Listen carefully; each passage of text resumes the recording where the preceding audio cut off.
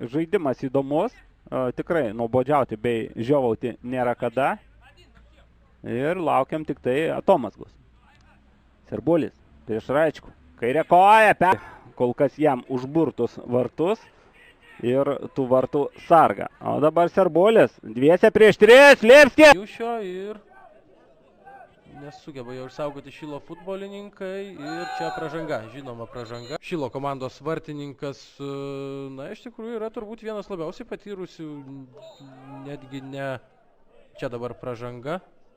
Aišku, tai yra proga. Deivido Gineičio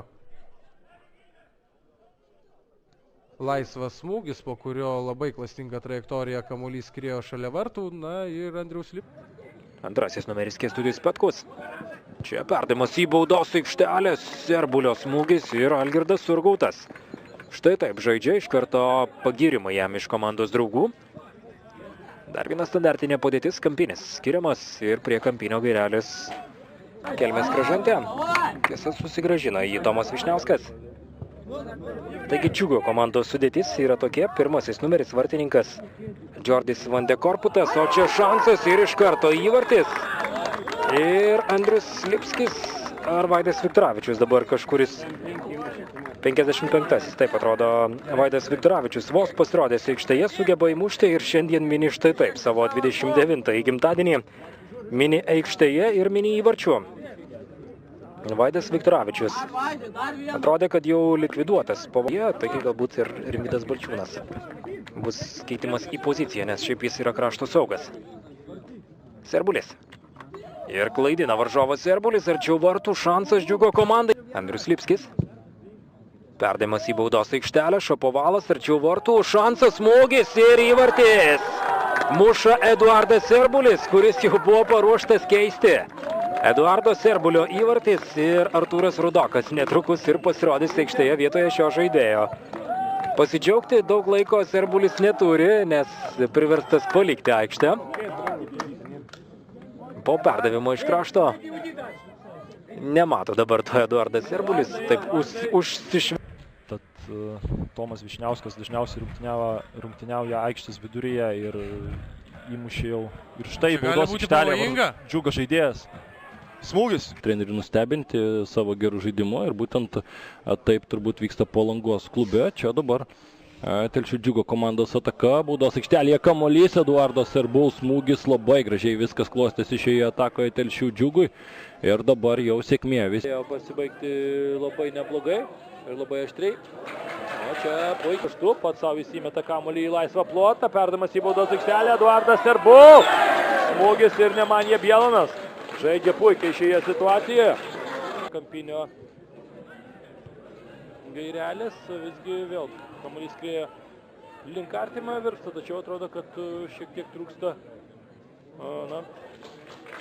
to susitarimo. Aikštės vidurį, perdavimas geras, nuošalės nėra ir fantastiškai viskas išpildoma. Petrikas sukūrė ir Eduardas Serbulas viską kuo puikiausiai išpildo. Na, labai graži Telšių komandos ataka, puikiai žaidžia šį komandą, puolime labai smagiai atrodo ir čia jau, sakyčiau, jaučiama ir trenerio ranka. Na, tikrai viskas tiesiog fantastiškai, bravo ir dar kartelį bravo Džiugo. Dainava susitiks su Panevėžio klubu, 19 val. Tos rungtynės. Na, čia pažiūrėkit, kaip lengvai viską leidžia daryti, daug lietimų, baudos aikštelė leidžia 5 lietimus vienam žaidėjui padaryti kauniečiai.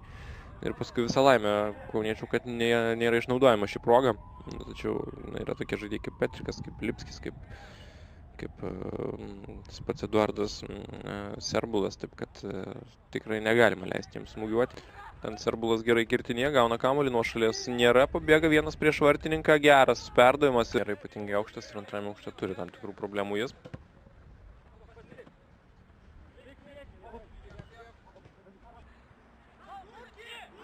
Na, tas Gurskis čia labai jau miega, reikia pasisimti tokius kamuolius.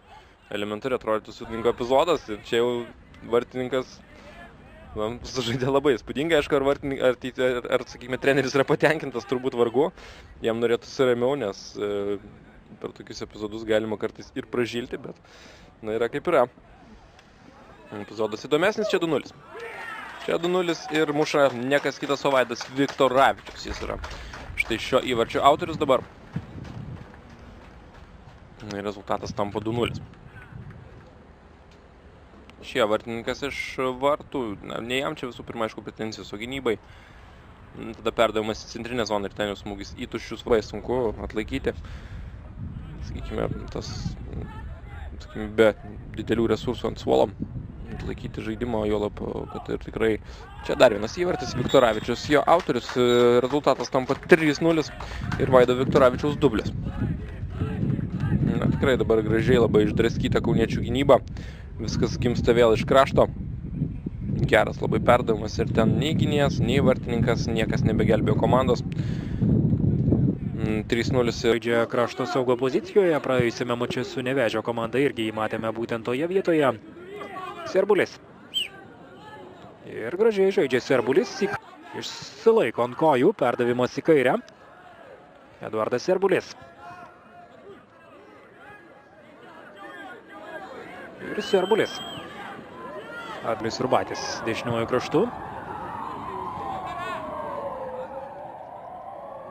Ir šansas dabar jau kontratakuoti yra Džiugo komandai. Karolis Urbatis nesusistabdo kamuolio, Vaidas Viktoravičius iš karto skuodžia į priekį kartu su Džiugo komanda. Šansas yra šeimininkams. 85 minutė, na taip tikrai tamsoka jau yra telšiuose. Čia tolimas smūgis ir štai taip žaidžia vartininkas Ignas Driomovas. Tenka dirbti šiandien Driomovui. Puikiai galimybė užsirekomenduoti ir pasirodyti vartininkui. Baigta po baudinių serijos. Ją laimėjo Džiugas. Nepatenkintas buvo Vijūnas Vasiliauskas komandos žaidimu. Praėjusiame mače būtent tame. O čia išmaudo savo prie kamulio pirmas. Vartų sargas Džordis Van de Korputas. 15 minučių Džiugui maždaug lieka dar įrodyti savo pranašumą, turint vienų žaidėjų daugiau. Perdavimas arčiau. Žalgiriečio kapitonu buvo pirmosios lygos komandos. Dabar žaidžia Vilniaus Vyčio gretose, o čia Lipskis ir Serbulis atakuoja. Perdavimas nuošalės nefiksuoja teisėjai. Viktoravičius deda tašką. Neįmušė, to įmuštau. Tai ką tik pamatėme, Vaidas Viktoravičius taip pat pelno savo įvartį. Na dabar jau reikėtų sakyti, kad viskas yra aišku šiame mače. Rokas Gecevičius išvedė savo komandą į priekį, Viktoravičius pelnė trečiąjį įvartį. Na, Roko Gecevičiaus labai svarbus įvartis buvo pirmasis šiame sezone. Na ir turbūt jau Robertas Šmitas galvoja ir apie rungtynių pabaigą.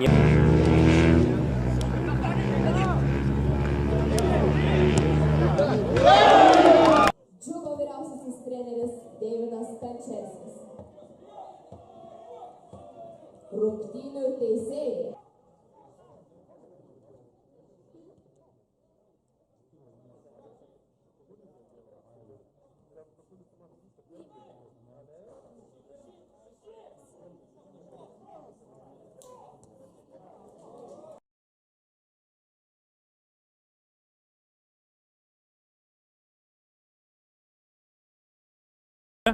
O Stačkūnas